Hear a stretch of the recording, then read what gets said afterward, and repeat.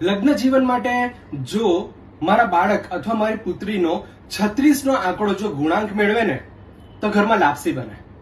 વાહ, શું વાત છે.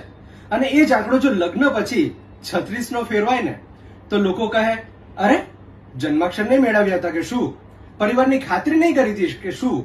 આ બધી જ બાબતો આજે પેરેન્ટ્સ તરીકે આપણે કરતા જોઈએ છે. અને અમે વિરોધી નથી. હું ડોક્ટર ઉર્વેશ ચૌહાણ, સાયકોલોજીસ્ટ અને થેરાપિસ્ટ, આ માનસિક સ્વાસ્થ્ય માટે એક વાતને તમને રજૂઆત કરવા માટે આવ્યો છું. લગ્ન પછી જેવી રીતે 2 તનનું મહત્વ છે તેવી જ રીતે 2 મનનું પણ મહત્વ છે.